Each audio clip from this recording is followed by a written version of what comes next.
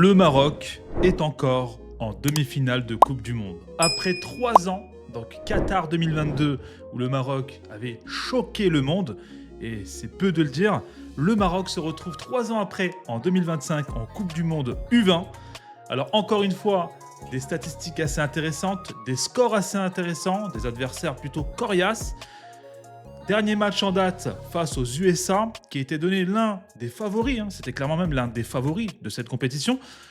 3-1 pour le Maroc, dans un match plutôt haché, dans un match où le Maroc a décidé de laisser la possession, le ballon aux USA, pour jouer en contre, faire mal au moment où il va falloir le faire, donc c'est-à-dire sur très peu d'occasions, ils ont réussi. Félicitations, le Maroc entre officiellement dans la cour des grands. Là où encore il y a 3 ans, des personnes pensaient dubitatifs, se disaient clairement c'est une chance, c'est une erreur de parcours. Aujourd'hui, le fruit de tout ce travail, de cette coordination de la Fédération royale marocaine de football commence à porter ses fruits, commence à être visible. Alors 3-1, on va pas s'arrêter sur le match en lui-même. On va voir beaucoup plus loin que ça les gars. Déjà, dans cette équipe, 3, 4, 5 joueurs assez intéressants, des pépites, qui pour moi mériteraient un suivi pour pourquoi pas les faire basculer en équipe A plus tard, bien évidemment. C'est encore assez jeune à cet âge-là. Mais une demi-finale face à la France. Une France qui, rappelons-le, n'a pas côtoyé donc, de demi-finale de Coupe du Monde U20 depuis 12 ans. 12 ans.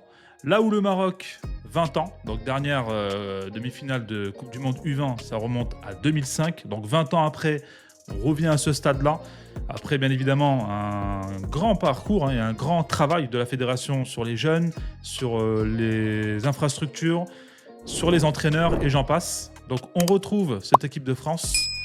Est-ce qu'on sent un peu cet esprit de revanche ?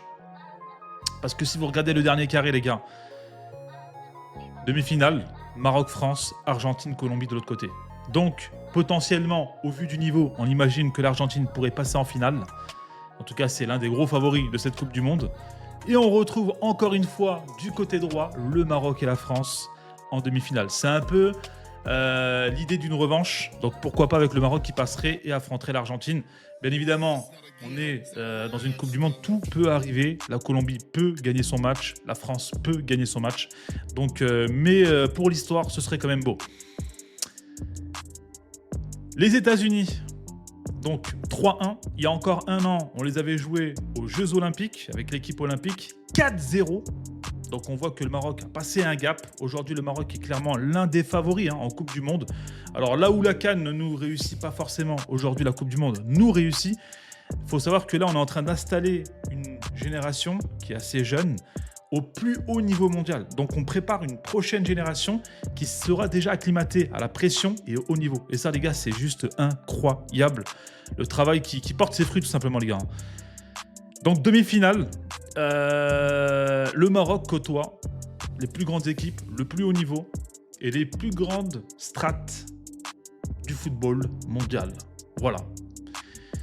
C'est magnifique, c'est beau, comme on dit no pain no gain, c'est un travail de longue haleine, ça ne vient pas de nulle part, c'est juste la confirmation d'un travail en interne, en coulisses, des infrastructures, des entraîneurs.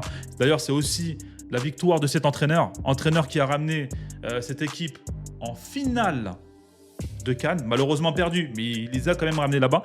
Donc ça veut aussi dire que nos coachs aujourd'hui, au-delà de Walid Regragui, sont capables d'amener nos équipes au plus haut niveau dans les compétitions officielles. Et ça, c'est assez intéressant. Là où il y a encore quelques années, on devait aller pêcher, chercher des entraîneurs étrangers. Donc encore une fois, félicitations. C'est beau, c'est le Maroc. Rien n'est impossible. N'hésitez pas à vous abonner, les gars.